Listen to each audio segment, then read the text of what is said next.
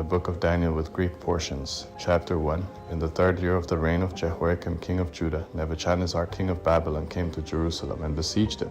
The Lord gave Jehoiakim king of Judah into his hand with part of the vessels of the house of God, and he carried them into the land of Shinar to the house of his God. He brought the vessels into the treasure house of his God. The king spoke to Ashpenaz, the master of his eunuchs, that he should bring in some of the children of Israel, even of the royal offspring and of the nobles, youths in whom was no defect, but well favored and skillful in all wisdom, and endowed with knowledge and understanding science, and who had the ability to serve in the king's palace, and that he should teach them the learning and the language of the Chaldeans. The king appointed for them a daily portion of the king's delicacies, and of the wine which he drank, and that they should be nourished 3 years, that at its end they should serve the king. Now among these were of the children of Judah, Daniel, Hananiah, Mishael, and Azariah.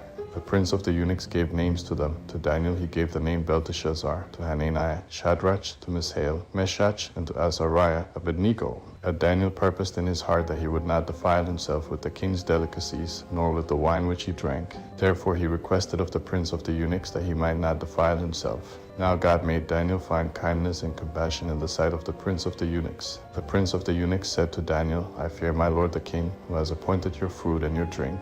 For why should he see your faces worse looking than the youths who are of your own age? Then you would endanger my head with the king. Then Daniel said to the steward whom the prince of the eunuchs had appointed over Daniel, Hananiah, Mishael, and Azariah, test your servants, I beg you, 10 days, and let them give us vegetables to eat and water to drink. Then let our faces be examined before you, and the face of the youths who eat of the king's delicacies, and as you see, deal with your servants. So he listened to them in this matter, and tested them for 10 days. At the end of 10 days, their faces appeared fair, and they were fatter in flesh than all the youths who ate of the king's delicacies. So the steward took away their delicacies, and the wine that they would drink, and gave them vegetables. Now as for these 4 youths, God gave them knowledge and skill in all learning and wisdom, and Daniel had understanding in all visions and dreams. At the end of the days which the king had appointed for bringing them in, the prince of the eunuchs brought them in before Nebuchadnezzar. The king talked with them, and among them all was found no one like Daniel, Hananiah, Mishael, and Azariah. Therefore they served the king. In every matter of wisdom and understanding concerning which the king inquired of them, he found them 10 times better than all the magicians and enchanters who were in all his realm. Daniel continued serving even to the 1st year of King Cyrus. Chapter 2. In the 2nd year of the reign of Nebuchadnezzar, Nebuchadnezzar dreamed dreams, and his spirit was troubled, and his sleep went from him. Then the king commanded that the magicians, the enchanters, the sorcerers, and the Chaldeans be called to tell the king his dreams. So they came in and stood before the king. The king said to them, I have dreamed a dream, and my spirit is troubled to know the dream. Then the Chaldeans spoke to the king in the Syrian language, O king, live forever. Tell your servants the dream, and we will show the interpretation. The king answered the Chaldeans, the thing has gone from me. If you don't make known to me the dream and its interpretation, you will be cut in pieces, and your houses will be made a dunghill. That if you show the dream and its interpretation, you will receive from me gifts, rewards, and great honor. Therefore show me the dream and its interpretation. They answered the 2nd time and said, Let the king tell his servants the dream, and we will show the interpretation. The king answered, I know of a certainty that you are trying to gain time, because you see the thing has gone from me. That if you don't make known to me the dream, there is but one law for you have prepared lying and corrupt words to speak before me, until the situation changes. Therefore tell me the dream, and I will know that you can show me its interpretation. The Chaldeans answered before the king and said, There is not a man on the earth who can show the king's matter, because no king, lord, or ruler has asked such a thing of any magician, enchanter, or Chaldean. It is a rare thing that the king requires, and there is no other who can show it before the king except the gods, whose dwelling is now with flesh. Because of this, the king was angry and very furious, and commanded that all the wise men of Babylon be destroyed. So the decree went out, and the wise men were to be slain. They sought Daniel and his companions to be slain. Then Daniel returned answer with counsel and prudence to Arioch, the captain of the king's guard, who had gone out to kill the wise men of Babylon. He answered Arioch, the king's captain, Why is the decree so urgent from the king? Then Arioch made the thing known to Daniel. Daniel went in and desired of the king that he would appoint him a time, and he would show the king the interpretation. Then Daniel went to his house and made the thing known to Hananiah, Mishael, and Azariah, his companions, that they would desire mercies of the God of heaven concerning this secret, and that Daniel and his companions would not perish with the rest of the wise men of Babylon. Then the secret was revealed to Daniel in a vision of the night. Then Daniel blessed the God of heaven. Daniel answered, Blessed be the name of God forever and ever, for wisdom and might are his. He changes the times and the seasons. He removes kings and sets up kings. He gives wisdom to the wise, and knowledge to those who have understanding. He He reveals the deep and secret things. He knows what is in the darkness, and the light dwells with him. I thank you and praise you, O God of my fathers, who have given me wisdom and might, and have now made known to me what we desired of you, for you have made known to us the king's matter. Therefore Daniel went into Arioch, whom the king had appointed to destroy the wise men of Babylon. He went and said this to him, Don't destroy the wise men of Babylon. Bring me in before the king, and I will show to the king the interpretation. Then Arioch brought in Daniel before the king in haste, and said this to him, I have found a man of the children of the captivity of Judah, who will make known to the king the interpretation. The king answered Daniel, whose name was Belteshazzar, Are you able to make known to me the dream which I have seen, and its interpretation? Daniel answered before the king, and said, The secret which the king has demanded can be shown to the king by wise men, enchanters, magicians, or soothsayers. Yet there is a God in heaven who reveals secrets, and he has made known to King Nebuchadnezzar what will be in the latter days. Your dream and the visions of your head on your bed are these. As for you, O king, your thoughts came on your bed, what should happen hereafter, and he who reveals secrets has made known to you what will happen. But as for me, this secret is not revealed to me for any wisdom that I have more than any living, but to the intent that the interpretation may be made known to the king, and that you may know the thoughts of your heart. You, O king, saw, and behold, a great image. This image, which was mighty, and whose brightness was excellent, stood before you, and its appearance was terrifying. As for this image, its head was of fine gold, its breast and its arms of silver, its belly and its thighs of bronze, its legs of iron, its feet part of iron, and part of clay. You saw until a stone was cut out without hands, which struck the image on its feet that were of iron and clay, and broke them in pieces. Then the iron, the clay, the bronze, the silver, and the gold were broken in pieces together, and became like the chaff of the summer threshing floors. The wind carried them away, so that no place was found for them. The stone that struck the image became a great mountain, and filled the whole earth. This is the dream, and we will tell its interpretation before the king. You, O king, are King of kings, to whom the God of heaven has given the kingdom, the power, the strength, and the glory. Wherever the children of men dwell, he has given the animals of the field and the birds of the sky into your hand, and has made you rule over them all. You are the head of gold. After you, another kingdom will arise that is inferior to you, and a third kingdom of bronze, which will rule over all the earth. The fourth kingdom will be strong as iron, because iron breaks in pieces and subdues all things, and as iron that crushes all these, it will break in pieces and crush. Whereas you saw the feet and toes, part of potter's clay and part of iron, it will be a divided kingdom, that there will be in it of the strength of the iron, because you saw the iron mixed with miry clay.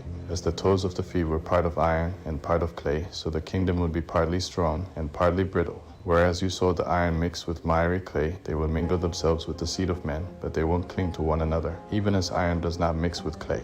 In the days of those kings, the God of heaven will set up a kingdom which will never be destroyed, nor will its sovereignty be left to another people. But it will break in pieces and consume all these kingdoms, and it will stand forever. Because you saw that a stone was cut out of the mountain without hands, and that it broke in pieces the iron, the bronze, the clay, the silver, and the gold. The great God has made known to the king what will happen hereafter. The dream is certain, and its interpretation sure. Then King Nebuchadnezzar fell on his face, worshipped Daniel, and commanded that they should offer an offering and sweet odors to him. The king answered to Daniel and said, Of a truth your God is the God of gods, and the Lord of kings, and a revealer of secrets, since you have been able to reveal this secret. Then the king made Daniel great, and gave him many great gifts, and made him rule over the whole province of Babylon, and to be chief governor over all the wise men of Babylon. Daniel requested of the king, and he appointed Shadrach, Meshach, and Abednego over the affairs of the province of Babylon. But Daniel was in the king's gate. Daniel chapter 3. Nebuchadnezzar the king made an image of gold, whose height was 60 cubits, and its width 6 cubits. He set it up in the plain of Dura, in the province of Babylon. Then Nebuchadnezzar the king sent to gather together the local governors, the deputies and the governors, the judges, the treasurers, the counselors, the sheriffs, and all the rulers of the provinces to come to the dedication of the image which Nebuchadnezzar the king had set up.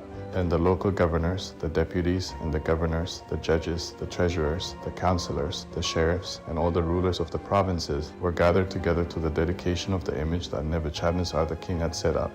And they stood before the image that Nebuchadnezzar had set up.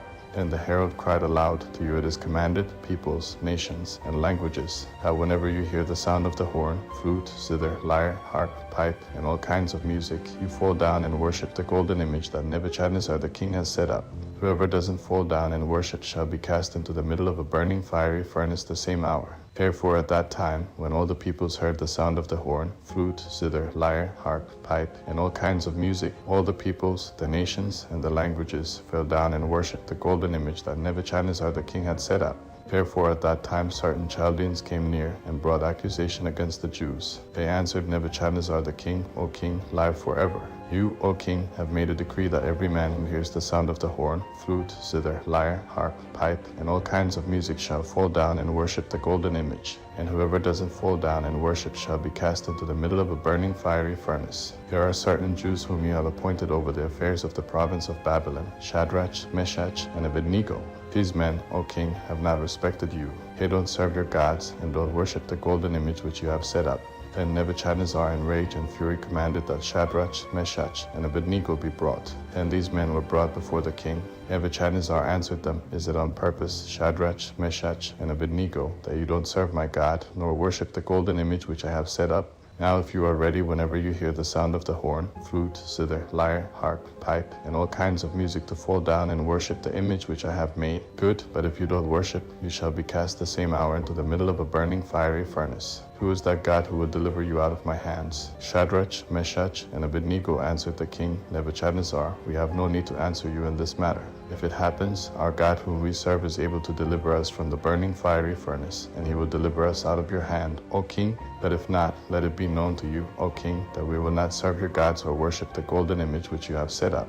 Then Nebuchadnezzar was full of fury, and the form of his appearance was changed against Shadrach, Meshach, and Abednego. He spoke and commanded that they should heat the furnace 7 times more than it was usually heated. He commanded certain mighty men who were in his army to bind Shadrach, Meshach, and Abednego, and to cast them into the burning fiery furnace. Then these men were bound in their pants, their tunics, their mantles, and their other clothes, and were cast into the middle of the burning fiery furnace. Therefore, because the king's commandment was urgent, and the furnace exceedingly hot, the flame of the fire killed those men who took up Shadrach, Meshach, and Abednego. These 3 men, Shadrach, Meshach, and Abednego, fell down bound into the middle of the burning fiery furnace. They walked in the midst of the fire, praising God and blessing the Lord. Then Azariah stood and prayed like this. Opening his mouth in the midst of the fire, he said, Blessed are you, O Lord, you God of our fathers. Your name is worthy to be praised and glorified forevermore. For you are righteous in all the things that you have done.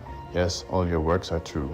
Your ways are right, and all your judgments are truth. In all the things that you have brought upon us, and upon the holy city of our fathers, Jerusalem, you have executed true judgments. For according to truth and justice you have brought all these things upon us because of our sins. For we have sinned and committed iniquity in departing from you. In all things we have trespassed, and not obeyed your commandments or kept them.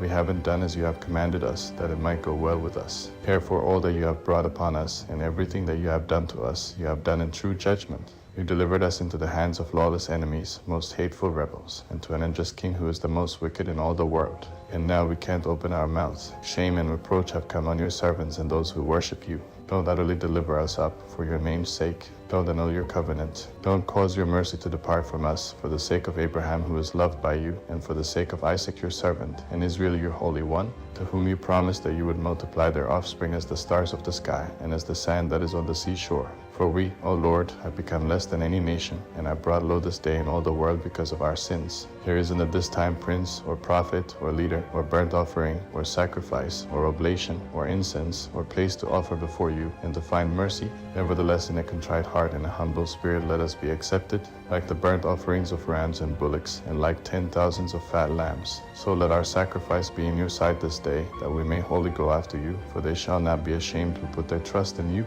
And now we follow you with all our heart. We fear you and seek your face. Put us not to shame, but deal with us after your kindness, and according to the multitude of your mercy. Deliver us also according to your marvelous works, and give glory to your name, O Lord. Let all those who harm your servants be confounded. Let them be ashamed of all their power and might, and let their strength be broken. Let them know that you are the Lord, the only God, and glorious over the whole world. The king's servants who put them in didn't stop making the furnace hot with naphtha, pitch, tinder, and small wood, so that the flame streamed out 49 cubits above the furnace. It spread and burned those Chaldeans whom it found around the furnace. But the angel of the Lord came down into the furnace together with Azariah and his fellows, and he struck the flame of the fire out of the furnace, and made the midst of the furnace as it had been a moist whistling wind, so that the fire didn't touch them at all.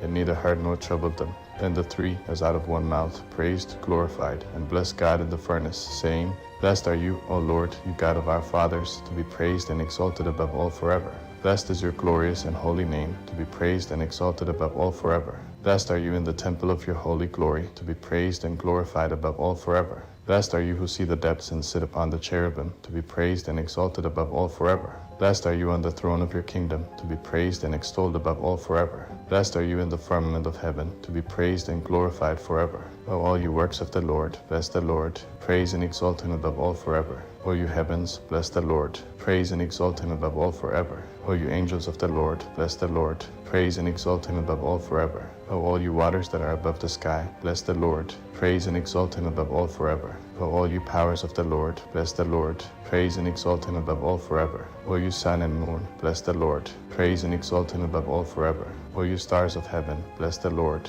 Praise and exalt him above all forever. O every shower and dew, bless the Lord. Praise and exalt him above all forever. O all you wines, bless the Lord. Praise and exalt him above all forever. O you fire and heat, bless the Lord. Praise and exalt him above all forever. O you dews and storms of snow, bless the Lord. Praise and exalt him above all forever. O you nights and days, bless the Lord. Praise and exalt him above all forever. O you light and darkness, bless the Lord. Praise and exalt him above all forever. O you cold and heat, bless the Lord. Praise and exalt him above all forever. O you frost and snow, bless the Lord. Praise and exalt him above all forever. O you lightnings and clouds, bless the Lord. Praise and exalt him above all forever. O let the earth bless the Lord. Let it praise and exalt him above all forever. O you mountains and hills, bless the Lord. Praise and exalt him above all forever. O all you things that grow on the earth, bless the Lord. Praise and exalt him above all forever. O sea and rivers, bless the Lord. Praise and exalt him above all forever. O you springs, bless the Lord. Praise and exalt him above all forever.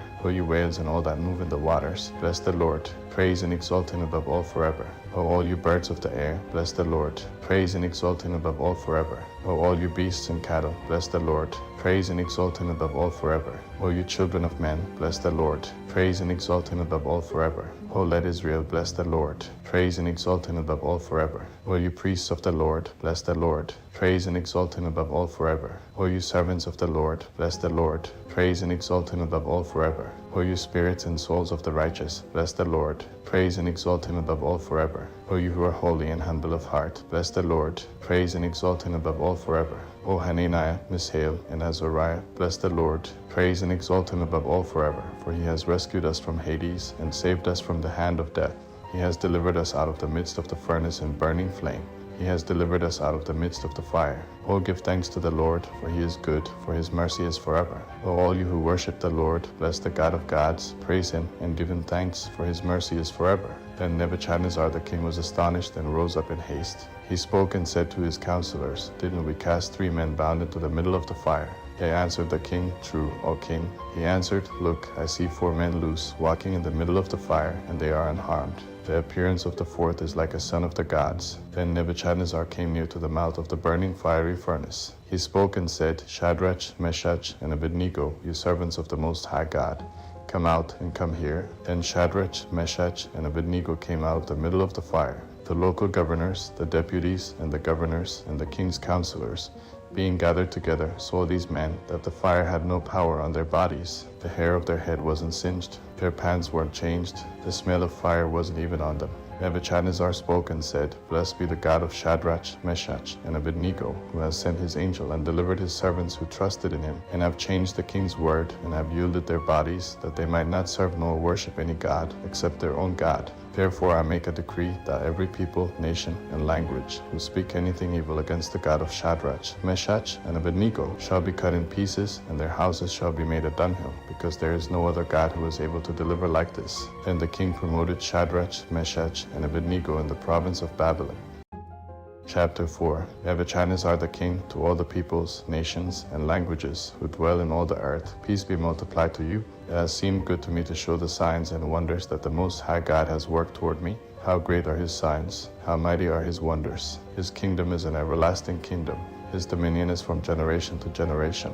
I, Nebuchadnezzar, was at rest in my house and flourishing in my palace. I saw a dream which made me afraid, and the thoughts on my bed and the visions of my head troubled me. Therefore I made a decree to bring in all the wise men of Babylon before me, that they might make known to me the interpretation of the dream. Then the magicians, the enchanters, the Chaldeans, and the soothsayers came in, and I told the dream before them, but they didn't make known to me its interpretation. But at the last Daniel came in before me, whose name was Belteshazzar, according to the name of my God, and in whom is the spirit of the holy gods. I told the dream before him, saying, Belteshazzar, master of the magicians, because I know that the spirit of the holy gods is in you, and no secret troubles you. Tell me the visions of my dream that I have seen, and its interpretation. These were the visions of my head on my bed. I saw, and behold, a tree in the middle of the earth, and its height was great. The tree grew and was strong, and its height reached to the sky, and its sight to the end of all the earth. Its leaves were beautiful, and it had much fruit, and in it was food for all. The animals of the field had shade under it, and the birds of the sky lived in its branches, and all flesh was fed from it.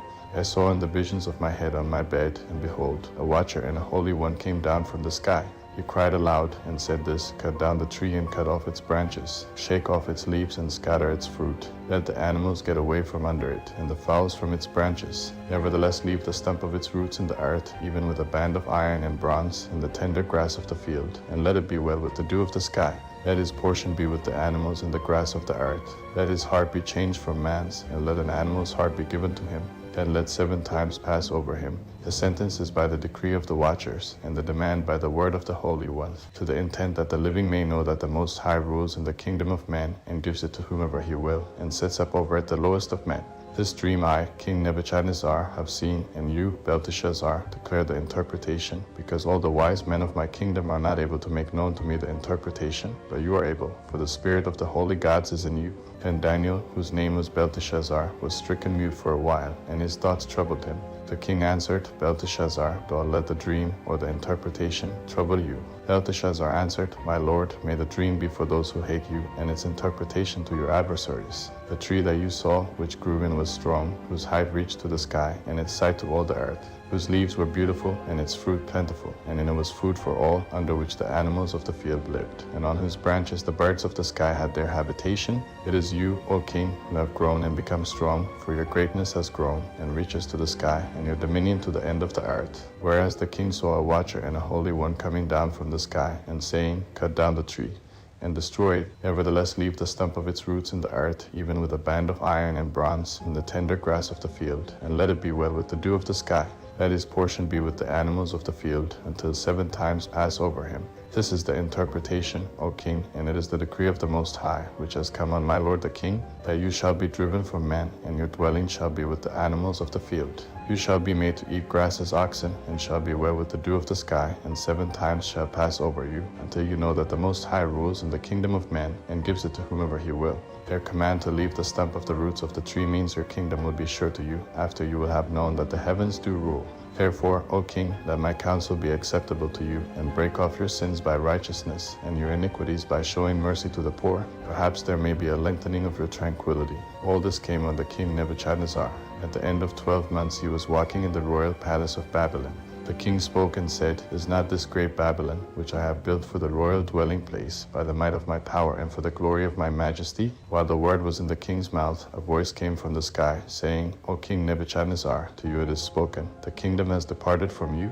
You shall be driven from men, and your dwelling shall be with the animals of the field. You shall be made to eat grass as oxen. 7 times shall pass over you, until you know that the Most High rules in the kingdom of man, and gives it to whomever he will. This was fulfilled the same hour on Nebuchadnezzar. He was driven from men, and ate grass as oxen, and his body was wet with the dew of the sky, until his hair had grown like eagle's feathers, and his nails like bird's claws. At the end of the days I, Nebuchadnezzar, lifted up my eyes to heaven, and my understanding returned to me. And I blessed the Most High, and I praised and honored him who lives forever. For his dominion is an everlasting dominion, and his kingdom from generation to generation. All the inhabitants of the earth are reputed as nothing, and he does according to his will in the army of heaven, and among the inhabitants of the earth, and no one can stop his hand, or ask him, What are you doing? At the same time my understanding returned to me, and for the glory of my kingdom, my majesty and brightness returned to me. My counselors and my lords sought me, and I was established in my kingdom, and excellent greatness was added to me. Now I, Nebuchadnezzar, praise and extol and honor the King of heaven, for all his works are right and his ways just, and those who walk in pride he is able to humble. Daniel chapter 5. Belshazzar the king made a great feast to 1,000 of his lords, and drank wine before the 1,000. Belshazzar, while he tasted the wine, commanded that the golden and silver vessels which Nebuchadnezzar his father had taken out of the temple which was in Jerusalem be brought to him, that the king and his lords, his wives, and his concubines might drink from them. Then they brought the golden vessels that were taken out of the temple of God's house which was at Jerusalem, and the king and his lords, his wives, and his concubines drank from them. They drank wine and praised the gods of gold, and of silver, of bronze, of iron, of wood, and of stone. In the same hour, the fingers of a man's hand came out and wrote near the lampstand on the plaster of the wall of the king's palace. The king saw the part of the hand that wrote. Then the king's face was changed in him, and his thoughts troubled him, and the joints of his thighs were loosened, and his knees struck one against another. The king cried aloud to bring in the enchanters, the Chaldeans, and the soothsayers. The king spoke and said to the wise men of Babylon, whoever reads this writing and shows me its interpretation shall be clothed with purple, and have a chain of gold about his neck, and shall be the third ruler in the kingdom. Then all the king's wise men came in, but they could not read the writing and couldn't make known to the king the interpretation. Then King Belshazzar was greatly troubled. His face was changed in him, and his lords were perplexed. The queen, by reason of the words of the king and his lords, came into the banquet house. The queen spoke and said, O king, live forever. Don't let your thoughts trouble you, nor let your face be changed. There is a man in your kingdom in whom is the spirit of the holy gods. In the days of your father, light, understanding, and wisdom like the wisdom of the gods were found in him. The king Nebuchadnezzar, your father, yes, the king, your father, made him master of the magicians, enchanters, Chaldeans, and soothsayers, because an excellent spirit, knowledge, understanding, interpreting of dreams, showing of dark sentences, and dissolving of doubts were found in the same Daniel, whom the king named Belteshazzar. Now let Daniel be called, and he will show the interpretation. Then Daniel was brought in before the king. The king spoke and said to Daniel, Are you that Daniel of the children of the captivity of Judah, whom the king my father brought out of Judah? I have heard of you, that the spirit of the gods is in you, and that light, understanding, and excellent wisdom are found in you. Now the wise men, the enchanters, have been brought in before me to read this writing and make known to me its interpretation, but they could not show the interpretation of the thing that I have heard of you, that you can give interpretations and dissolve doubts. Now if you can read the writing and make known to me its interpretation, you shall be clothed with purple, and have a chain of gold around your neck, and shall be the third ruler in the kingdom. Then Daniel answered the king, Let your gifts be to yourself, and give your rewards to another. Nevertheless, I will read the writing to the king, and make known to him the interpretation. To you, king, the Most High God gave Nebuchadnezzar your father the kingdom, and greatness, and glory, and majesty. Because of the greatness that he gave him, all the peoples, nations, and languages trembled and feared before him. He killed whom he wanted to, and he kept alive whom he wanted to. He raised up whom he wanted to, and he put down whom he wanted to. That when his heart was lifted up, and his spirit was hardened so that he dealt proudly, he was deposed from his kingly throne, and they took his glory from him. He was driven from the sons of men, and his heart was made like the animals, and his dwelling was with the wild donkeys. He was fed with grass like oxen, and his body was wet with the dew of the sky, until he knew that the Most High God rules in the kingdom of man, and that he sets up over it whomever he will. You, his son, Belshazzar, have not humbled your heart, though you knew all this. They have lifted up yourself against the Lord of heaven, and they have brought the vessels of his house before you, and you and your lords, your wives, and your concubines have drunk wine from them. You have praised the gods of silver, gold, bronze, iron, wood, and stone, which don't see, hear, or know, and you have not glorified the God in whose hand is your breath, and whose are all your ways. Then the part of the hand was sent from before him, and this writing was inscribed. This is the writing that was inscribed, Min, Tekel, Upharsin. This is the interpretation of the thing, Mene, God has counted your kingdom, and brought it to an end. Tekel, you are weighed in the balances, and are found wanting. Peers, your kingdom is divided and given to the Medes and Persians. Then Belshazzar commanded, and they clothed Daniel with purple, and put a chain of gold about his neck, and proclaimed that he should be the third highest ruler in the kingdom. In that night Belshazzar the Chaldean king was slain. Darius the Mede received the kingdom, being about 62 years old.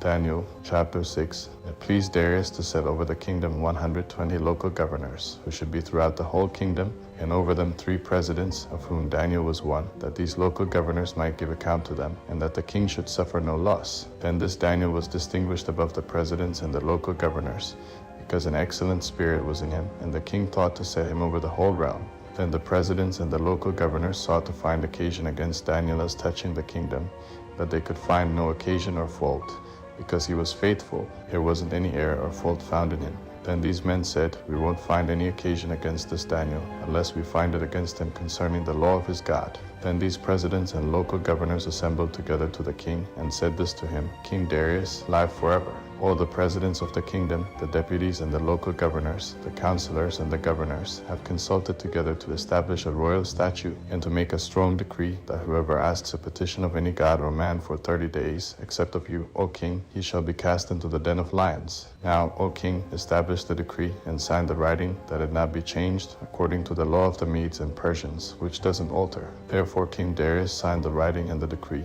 When Daniel knew that the writing was signed, he went into his house and he kneeled on his knees 3 times a day and prayed and gave thanks before his God as he did before. And these men assembled together and found Daniel making petition and supplication before his God. Then they came near and spoke before the king concerning the king's decree, having who signed a decree that every man who makes a petition to any god or man within 30 days, except to you, O king, shall be cast into the den of lions. The king answered, This thing is true, according to the law of the Medes and Persians, which doesn't alter. Then they answered and said before the king that Daniel, who is of the children of the captivity of Judah, doesn't respect you, O king, nor the decree that you have signed, but makes his petition 3 times a day. Then the king, when he heard these words, was very displeased and set his heart on Daniel to deliver him. And he labored until the going down of the sun to rescue him. Then these men assembled together to the king and said to the king, Know, O king, that it is a law of the Medes and Persians, that no decree nor statute which the king establishes may be changed. Then the king commanded, and they brought Daniel and cast him into the den of lions. The king spoke and said to Daniel, Your God whom you serve continually, he will deliver you. A stone was brought and laid on the mouth of the den, and the king sealed it with his own signet and with the signet of his lords, that nothing might be changed concerning Daniel. Then the king went to his palace and passed the night fasting. No musical instruments were brought before him, and his sleep fled from him. Then the king arose very early in the morning and went in haste to the den of lions. When he came near to the den to Daniel, he cried with a troubled voice. The king spoke and said to Daniel, Daniel, servant of the living God, is your God, whom you serve continually, able to deliver you from the lions? Then Daniel said to the king, O king, live forever. My God has sent his angel and has shut the lions' mouths, and they have not hurt me, because I am innocent in his sight. Also before you, O king, I have done no harm. Then the king was exceedingly glad and commanded that they should take Daniel up out of the den. So Daniel was taken up out of the den, and no kind of harm was found on him, because he had trusted in his God. The king commanded, and they brought those men who had accused Daniel, and they cast them into the den of lions, them, their children, and their wives, and the lions mauled them and broke all their bones in pieces before they came to the bottom of the den. Then King Darius wrote to all the peoples, nations, and languages who dwell in all the earth, Peace be multiplied to you. I make a decree that in all the dominion of my kingdom men tremble and fear before the God of Daniel, for he is the living God, and steadfast forever. His kingdom is that which will not be destroyed. His dominion will be even to the end. He delivers and rescues. He works signs and wonders in heaven and in earth, who has delivered Daniel from the power of the lions. So this Daniel prospered in the reign of Darius and in the reign of Cyrus the Persian. Chapter 7. In the first year of Belshazzar, king of Babylon, Daniel had a dream and visions of his head on his bed. Then he wrote the dream and told the sum of the matters. Daniel spoke and said, I saw in my vision by night, and behold, the 4 winds of the sky broke out on the great sea. 4 great animals came up from the sea, different from one another. The first was like a lion and had eagle's wings. I watched until its wings were plucked, and it was lifted up from the earth and made to stand on 2 feet as a man. A man's heart was given to it. Behold, there was another animal, a second like a bear. It was raised up on one side, and 3 ribs were in its mouth between its teeth. They said this to it, Arise, devour much flesh. After this I saw, and behold, another, like a leopard, which had on its back 4 wings of a bird. The animal also had 4 heads, and dominion was given to it. After this I saw in the night visions, and, behold, there was a 4th animal, awesome and powerful, and exceedingly strong. It had great iron teeth. It devoured and broke in pieces, and stamped the residue with its feet. It was different from all the animals that were before it. It had 10 horns. I considered the horns, and behold, another horn came up among them, a little one, before which 3 of the first horns were plucked up by the roots. And behold, in this horn were eyes like the eyes of a man, and a mouth speaking great things. I watched until thrones were placed, and one who was ancient of days sat. His clothing was white as snow, and the hair of his head like pure wool. His throne was fiery flames, and its wheels burning fire. A fiery stream issued and came out from before him. Thousands of thousands ministered to him. 10,000 times 10,000 stood before him. The judgment was set. The books were opened. I watched at that time because of the voice of the great words which the horn spoke. I watched even until the animal was slain, its body destroyed, and it was given to be burned with fire. As for the rest of the animals, their dominion was taken away, yet their lives were prolonged for a season and a time.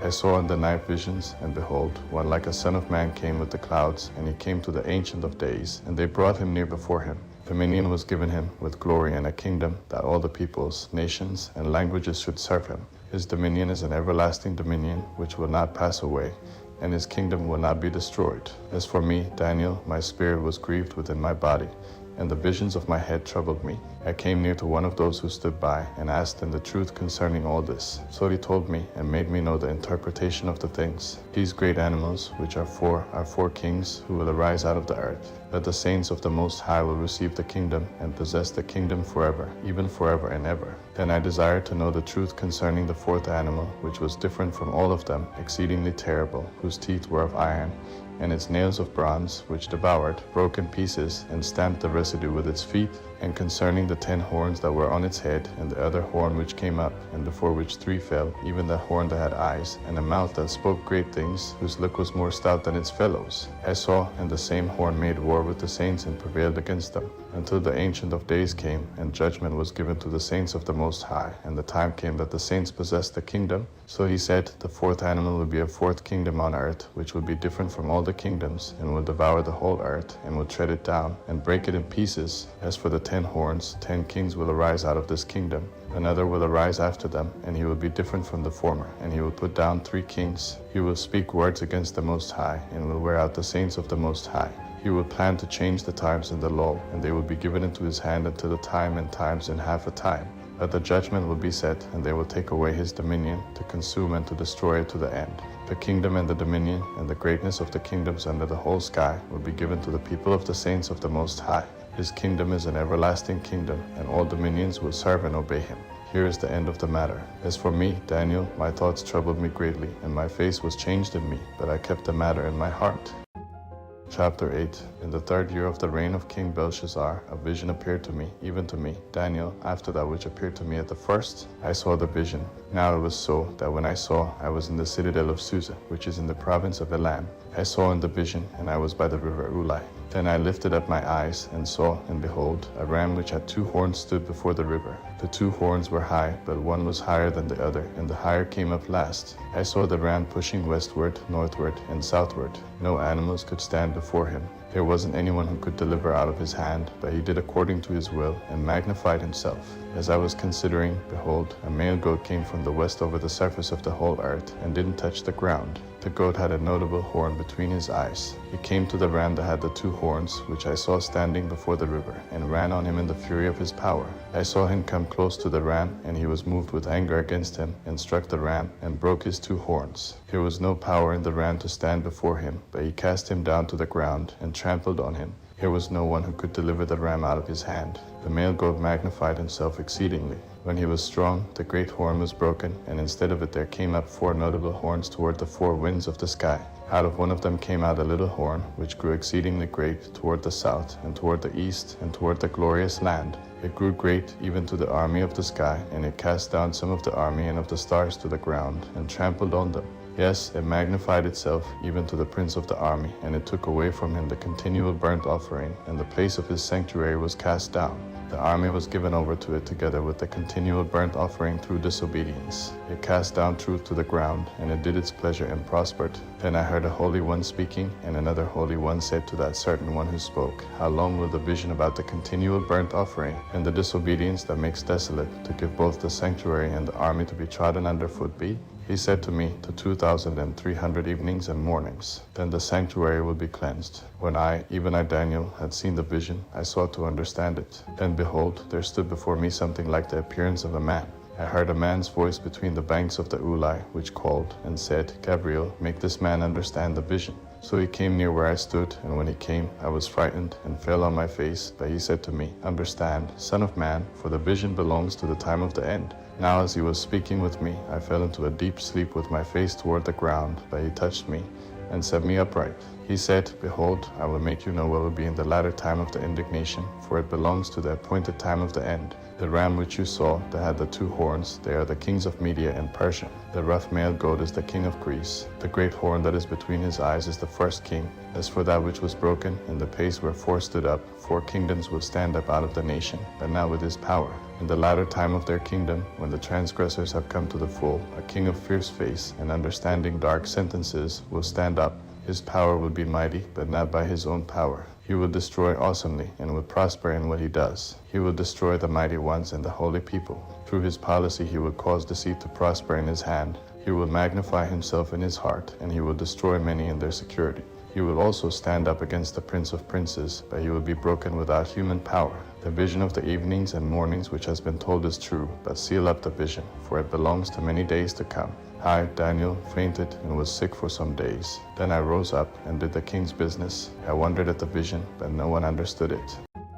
Chapter 9. In the first year of Darius the son of Ahasuerus, of the offspring of the Medes, who was made king over the realm of the Chaldeans, in the first year of his reign, I, Daniel, understood by the books the number of the years about which Yahweh's word came to Jeremiah the prophet, for the accomplishing of the desolations of Jerusalem, even 70 years. I set my face to the Lord God, to seek by prayer and petitions, with fasting and sackcloth and ashes. I prayed to Yahweh my God, and made confession, and said, O Lord, the great and dreadful God, who keeps covenant and loving kindness with those who love him and keep his commandments. We have sinned, and have dealt perversely, and have done wickedly, and have rebelled, even turning aside from your precepts and from your ordinances. We haven't listened to your servants the prophets, who spoke in your name to our kings, our princes, and our fathers, and to all the people of the land. Lord, righteousness belongs to you, but to us confusion of face, as it is today, to the men of Judah, and to the inhabitants of Jerusalem, and to all Israel, who are near and who are far off, through all the countries where you have driven them, because of their trespass that they have trespassed against you.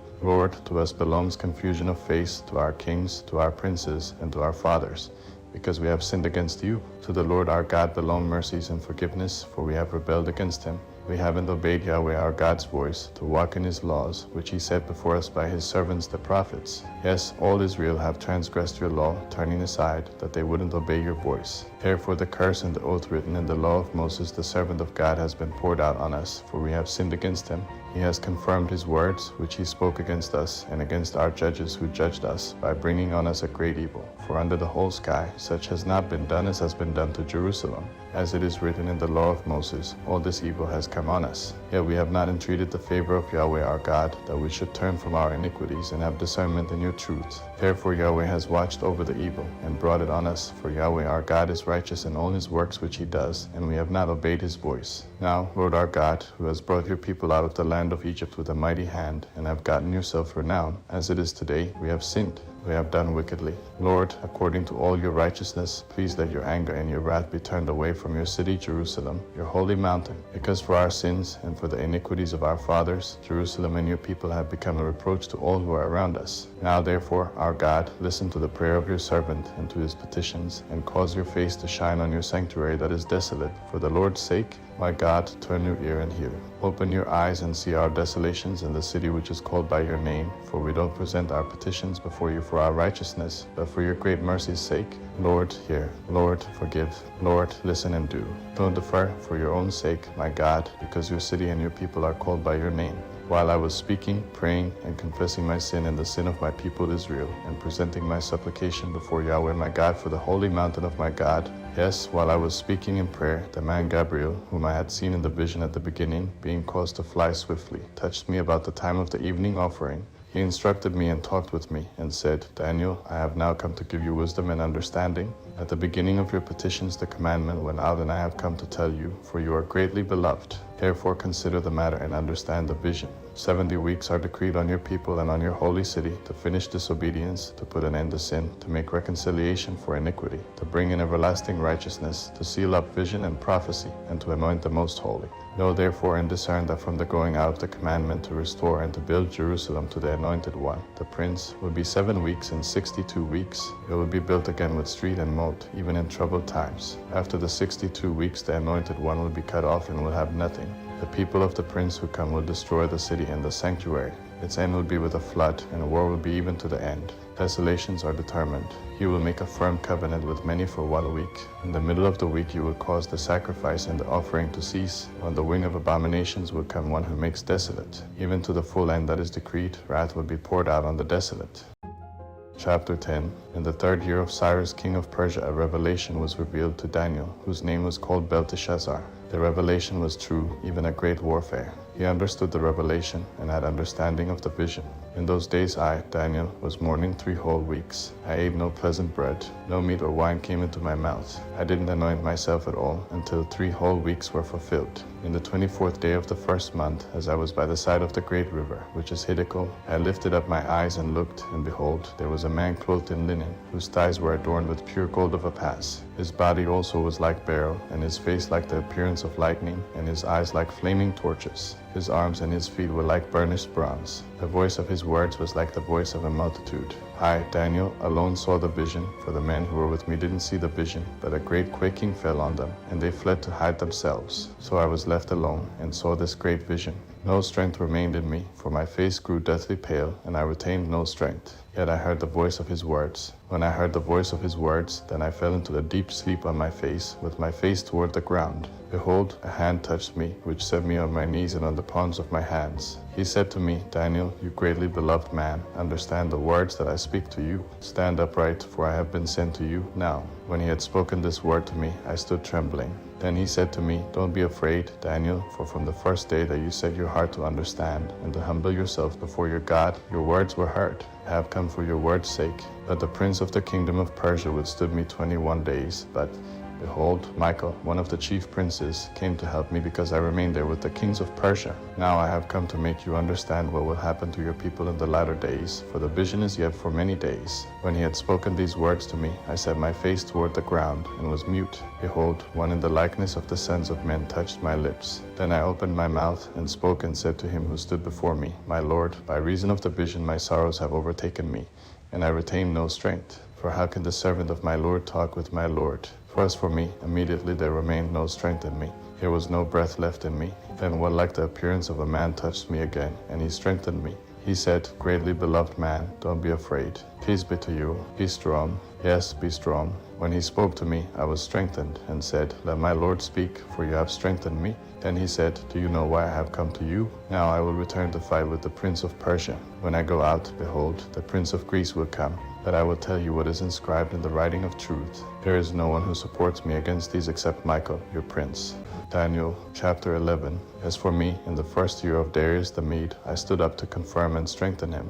Now I will show you the truth. Behold, 3 more kings will stand up in Persia. The 4th will be far richer than all of them. When he has grown strong through his riches, he will stir up all against the realm of Greece. A mighty king will stand up who will rule with great dominion and do according to his will. When he stands up, his kingdom will be broken and will be divided toward the 4 winds of the sky, but not to his posterity, nor according to his dominion with which he ruled. For his kingdom will be plucked up, even for others besides these. The king of the south will be strong. One of his princes will become stronger than him and have dominion. His dominion will be a great dominion. At the end of years they will join themselves together. The daughter of the king of the south will come to the king of the north to make an agreement that she will not retain the strength of her arm. He will also not stand, nor will his arm, but she will be given up, with those who brought her, and he who became her father, and he who strengthened her in those times. That out of a shoot from her roots one will stand up in his place, who will come to the army, and will enter into the fortress of the king of the north, and will deal against them, and will prevail.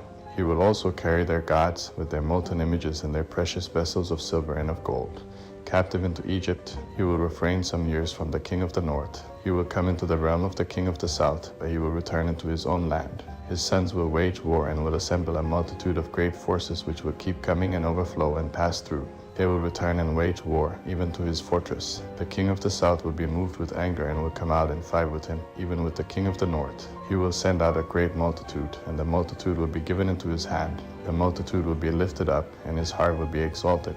He will cast down tens of thousands, but he won't prevail. The king of the north will return, and will send out a multitude greater than the former. He will come on at the end of the times, even of years, with a great army and with abundant supplies. In those times many will stand up against the king of the south. Also the children of the violent among your people will lift themselves up to establish the vision, that they will fall. So the king of the north will come and cast up a mound and take a well-fortified city. The forces of the south won't stand, neither will his chosen people, neither will there be any strength to stand. He who comes against him will do according to his own will, and no one will stand before him.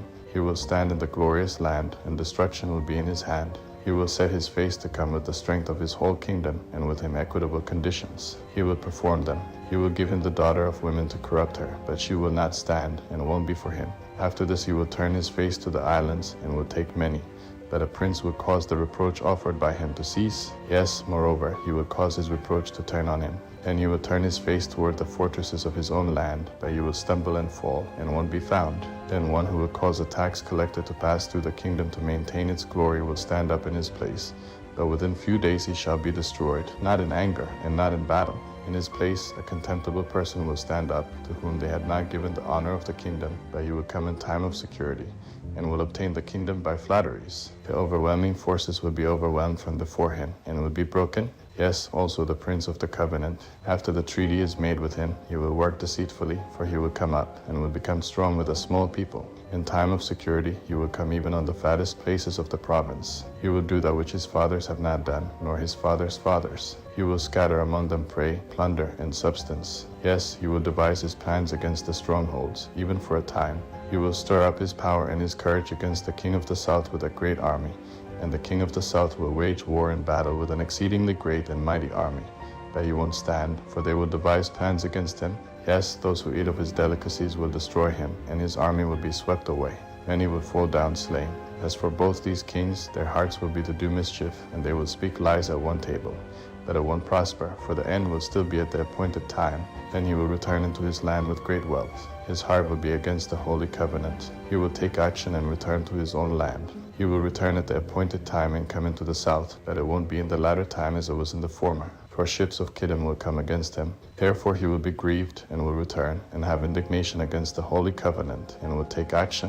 He will even return, and have regard to those who forsake the holy covenant. Forces will stand on his part, and they will profane the sanctuary, even the fortress, and will take away the continual burnt offering. Then they will set up the abomination that makes desolate. He will corrupt those who do wickedly against the covenant by flatteries.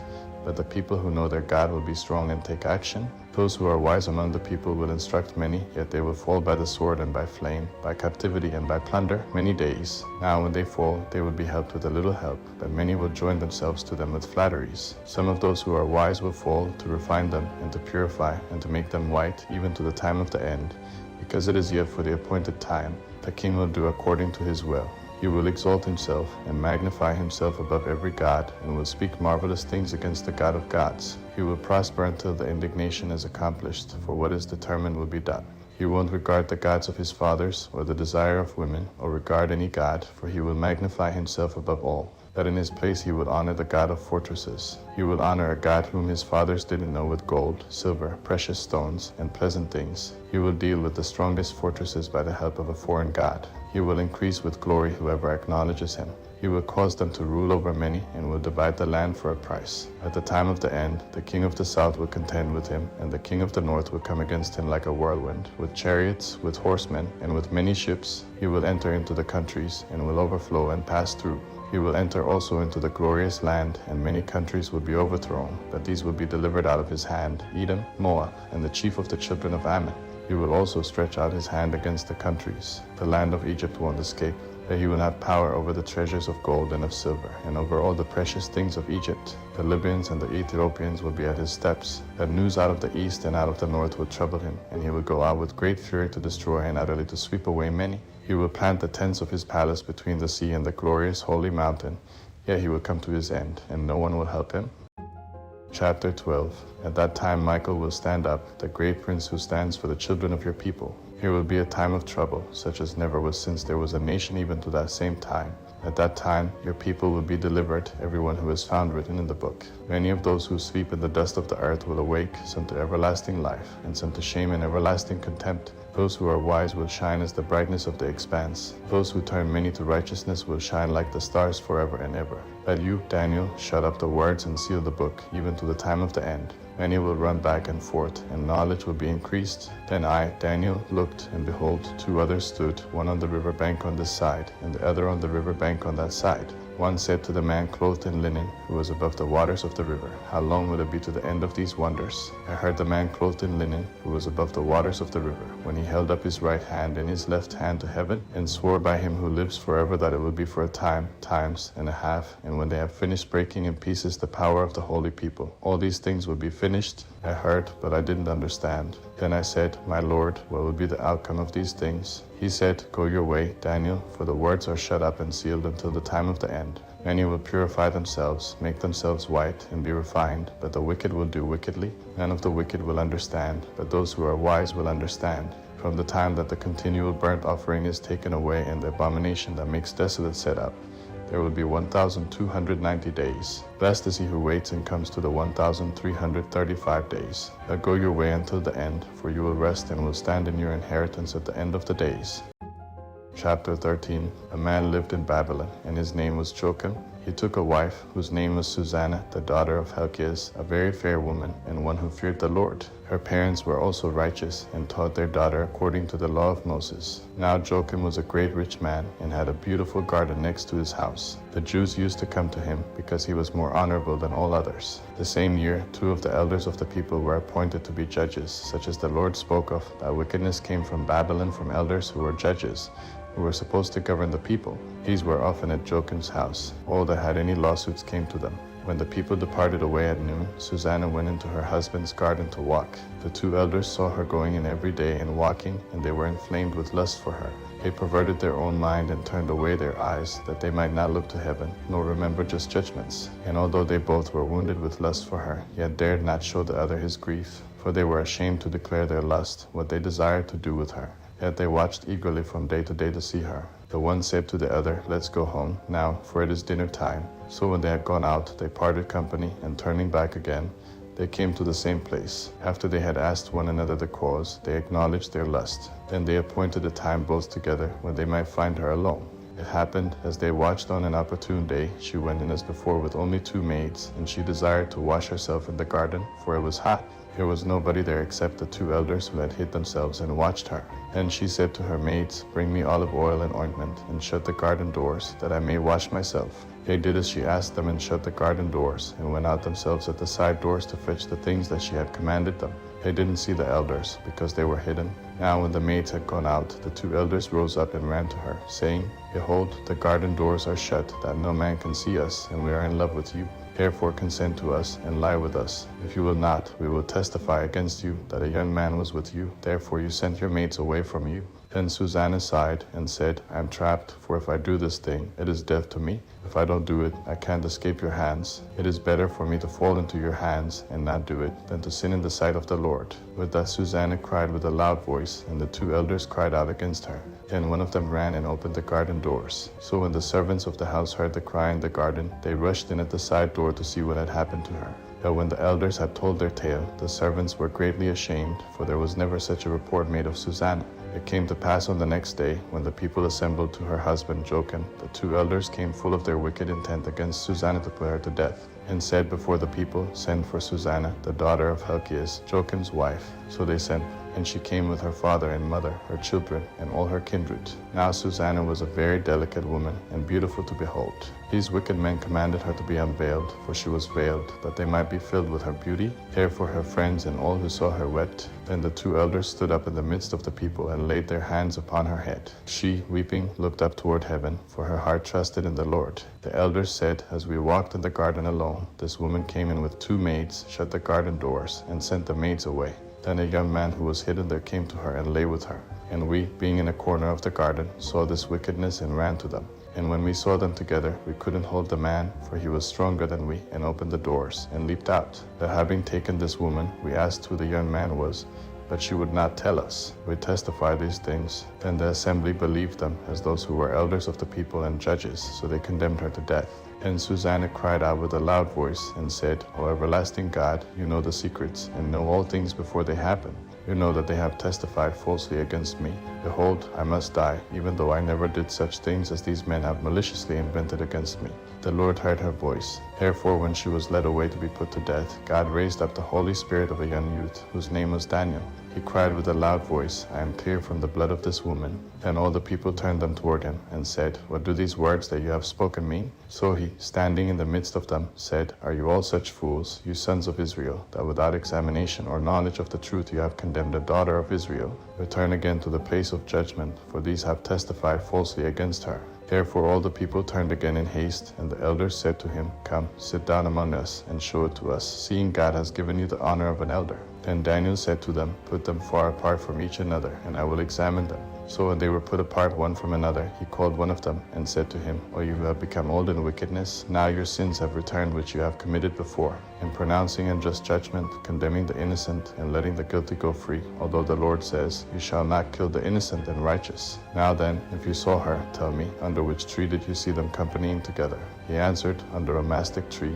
And Daniel said, You have certainly lied against your own head, for even now the angel of God has received the sentence of God and will cut you in two. So he put him aside and commanded to bring the other, and said to him, O you seed of Canaan, and not of Judah, beauty has deceived you, and lust has perverted your heart. Thus you have dealt with the daughters of Israel, and they for fear were intimate with you. But the daughter of Judah would not tolerate your wickedness. Now therefore tell me, under which tree did you take them being intimate together? He answered, Under an evergreen oak tree. Then Daniel said to him, You have also certainly lied against your own head, for the angel of God waits with the sword to cut you in two, that he may destroy you. With that all the assembly cried out with a loud voice, and blessed God, who saves those who hope in him. Then they arose against the two elders, for Daniel had convicted them of false testimony out of their own mouth. According to the law of Moses, they did to them what they maliciously intended to do to their neighbor. They put them to death, and the innocent blood was saved the same day. Therefore Helkias and his wife praised God for their daughter Susanna, with Joachim her husband, and all the kindred, because there was no dishonesty found in her. And from that day forth Daniel had a great reputation in the sight of the people. Daniel chapter 14. King Astyages was gathered to his fathers, and Cyrus the Persian received his kingdom. Daniel lived with the king and was honored above all his friends. Now the Babylonians had an idol called Bel, and every day 12 great measures of fine flour, 40 sheep, and 6 firkins of wine were spent on it. The king honored it and went daily to worship it, but Daniel worshipped his own God. The king said to him, Why don't you worship Bel? He said, Because I may not honor idols made with hands, but only the living God, who has created the sky and the earth, and has sovereignty over all flesh. Then the king said to him, Don't you think that Bel is a living God? Don't you see how much he eats and drinks every day? Then Daniel laughed and said, O king, don't be deceived, for this is just clay inside and brass outside, and never ate or drank anything. So the king was angry and called for his priests and said to them, If you don't tell me who this is who devours these expenses, you shall die. But if you can show me that Bel devours them, then Daniel shall die, for he has spoken blasphemy against Bel. Daniel said to the king, Let it be according to your word. Now there were 70 priests of Bel, besides their wives and children.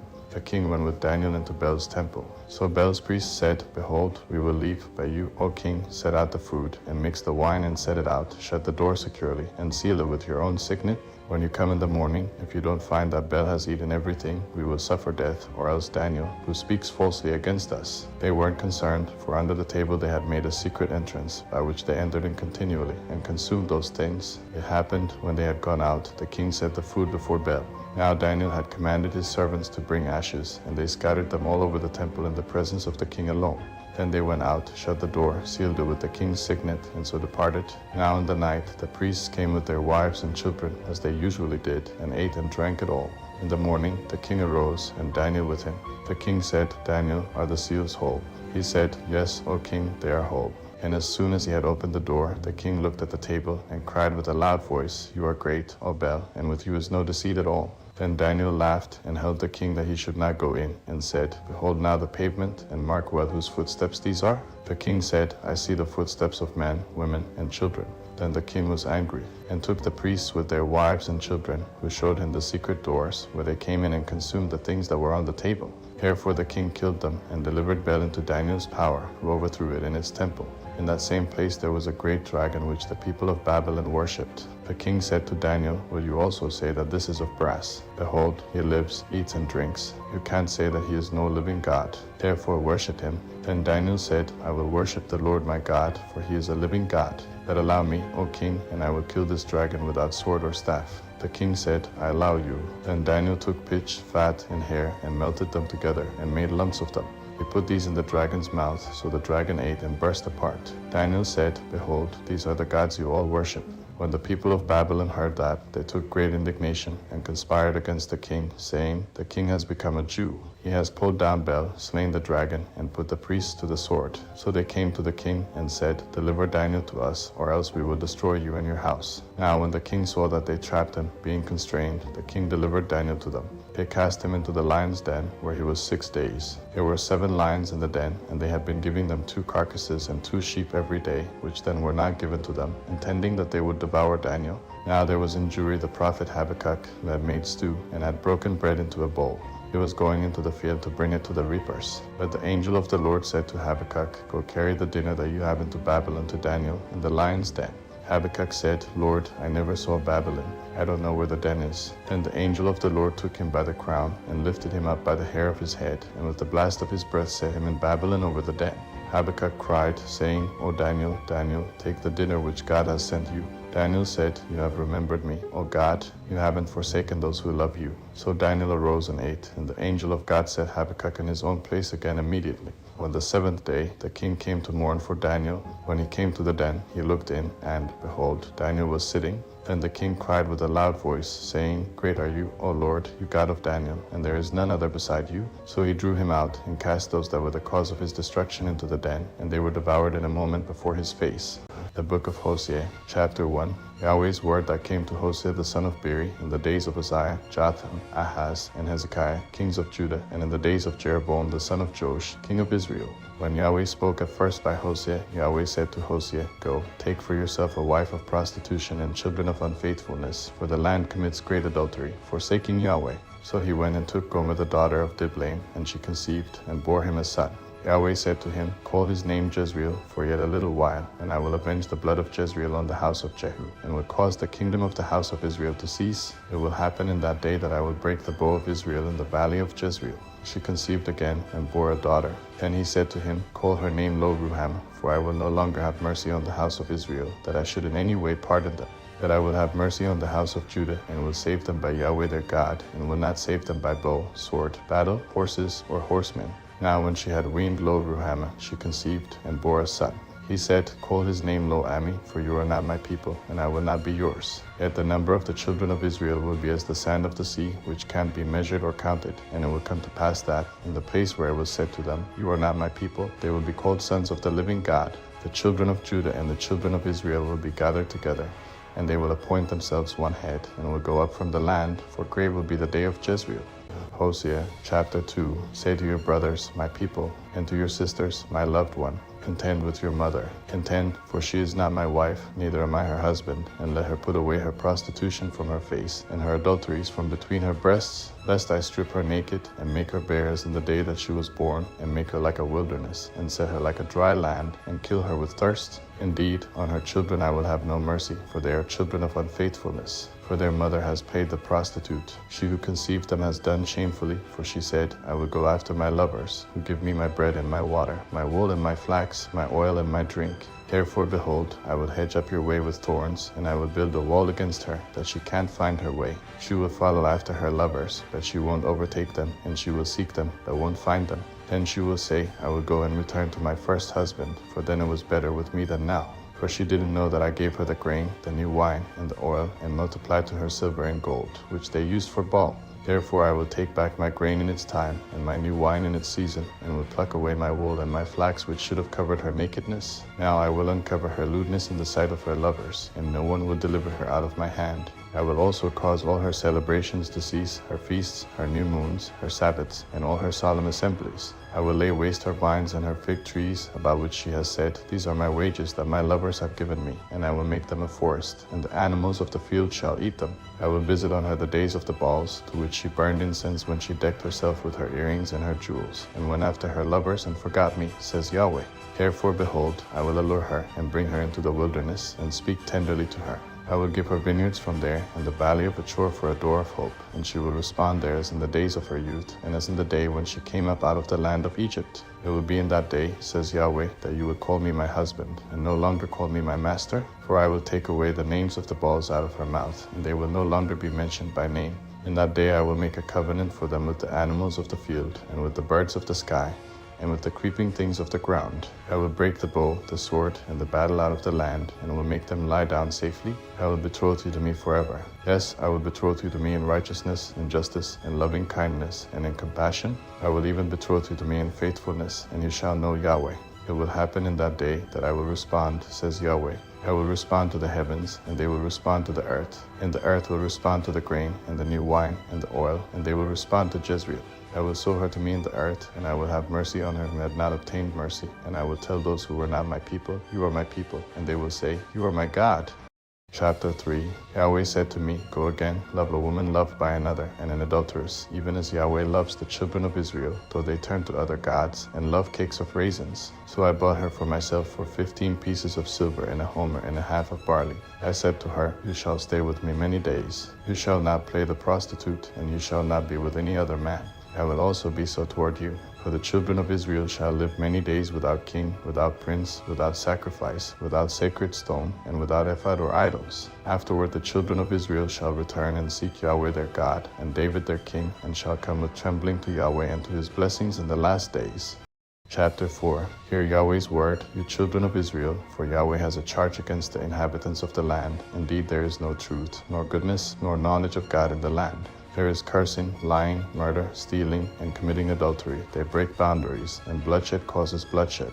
Therefore the land will mourn, and everyone who dwells in it will waste away, with all living things in her, even the animals of the field and the birds of the sky. Yes, the fish of the sea also die. Yet let no man bring a charge, neither let any man accuse, for your people are like those who bring charges against the priest. You will stumble in the day, and the prophet will also stumble with you in the night, and I will destroy your mother. My people are destroyed for lack of knowledge. Because you have rejected knowledge, I will also reject you, that you may be no priest to me. Because you have forgotten your God's law, I will also forget your children.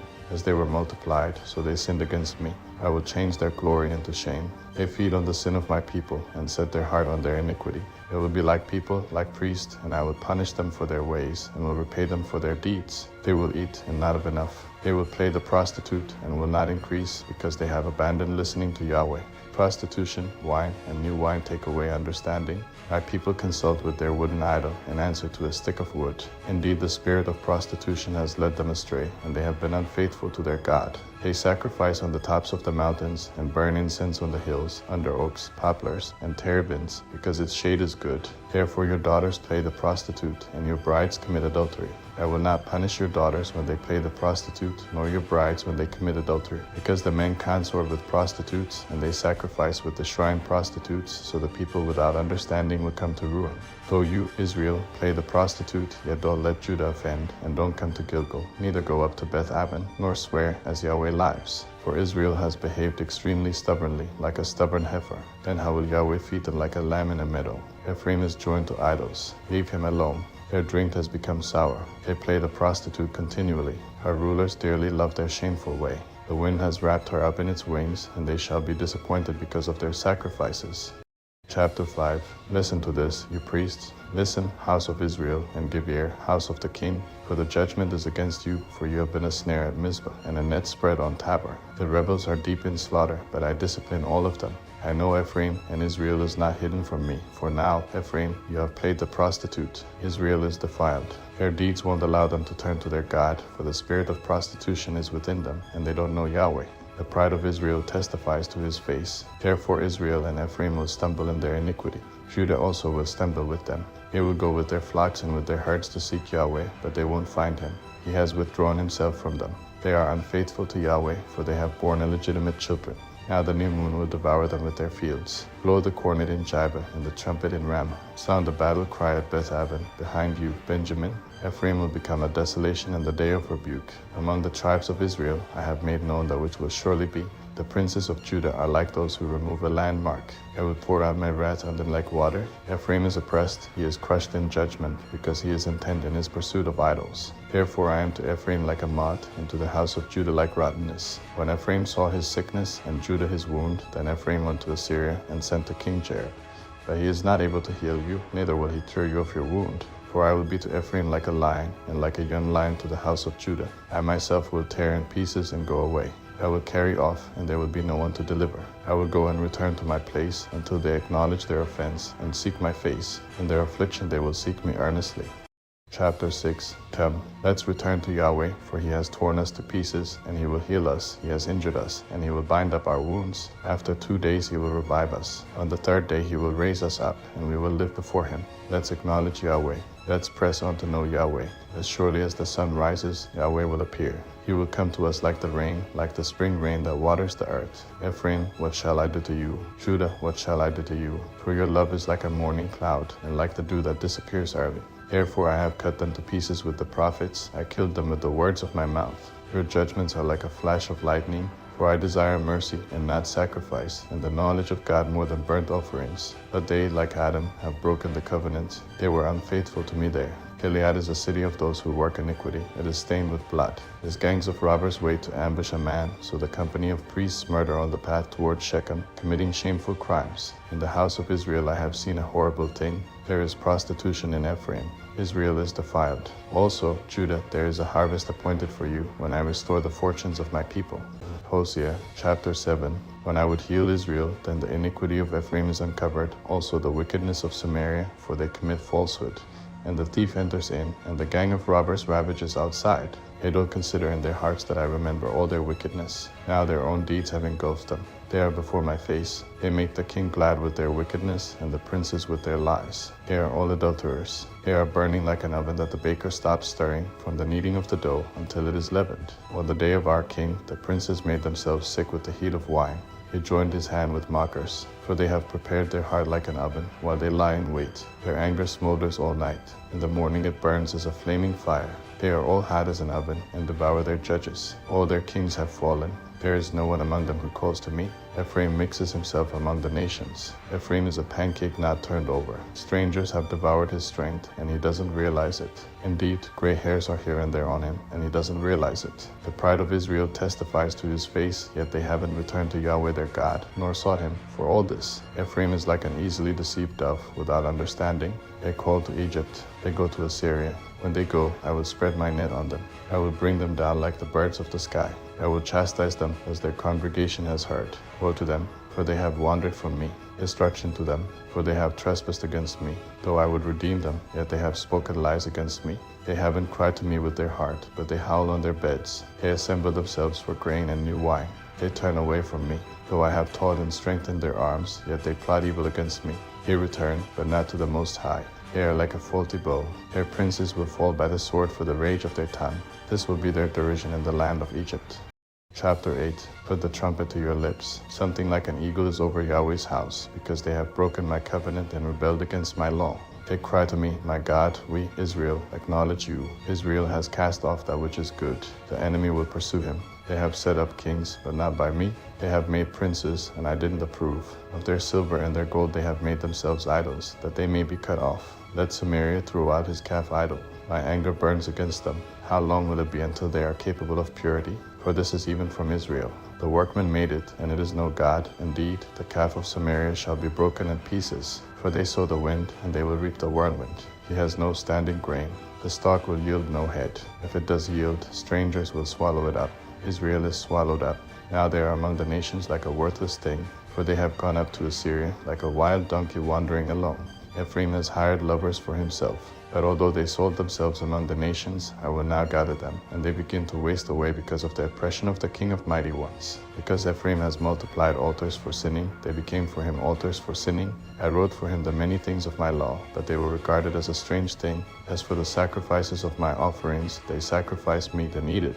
But Yahweh doesn't accept them. Now he will remember their iniquity and punish their sins. They will return to Egypt. For Israel has forgotten his maker and built palaces, and Judah has multiplied fortified cities. But I will send a fire on his cities, and it will devour its fortresses.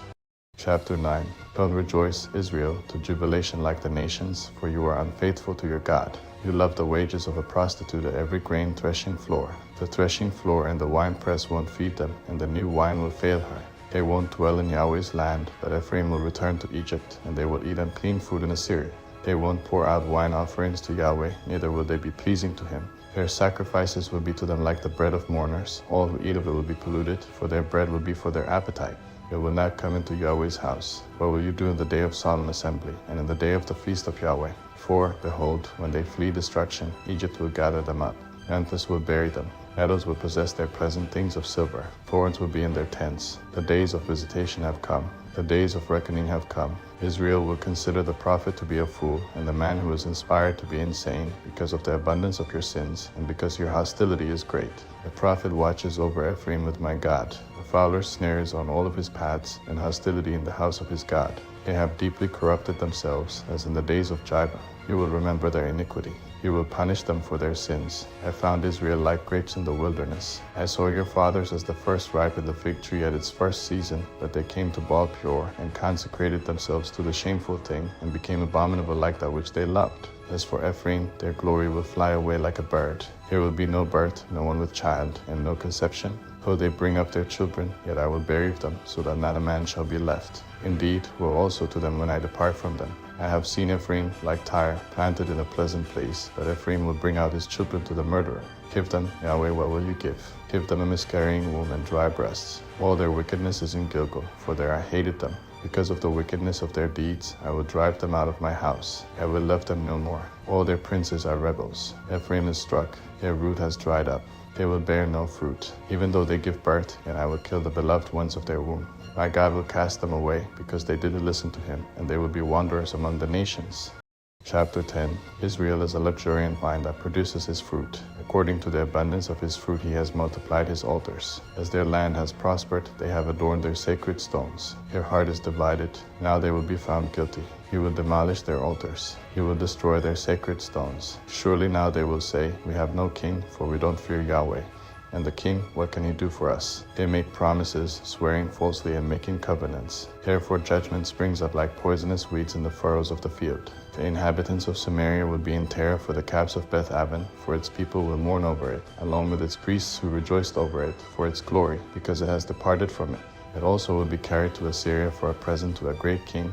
Ephraim will receive shame, and Israel will be ashamed of his own counsel. Samaria and her king float away like a twig on the water. The high places also of Aven, the sin of Israel, will be destroyed. The thorn and the thistle will come up on their altars. They will tell the mountains, cover us, and the hills, fall on us. Israel, you have sinned from the days of Jibah. There they remained. The battle against the children of iniquity doesn't overtake them in Jibah. When it is my desire, I will chastise them, and the nations will be gathered against them when they are bound to their two transgressions. Ephraim is a trained heifer that loves to thresh, so I will put a yoke on her beautiful neck.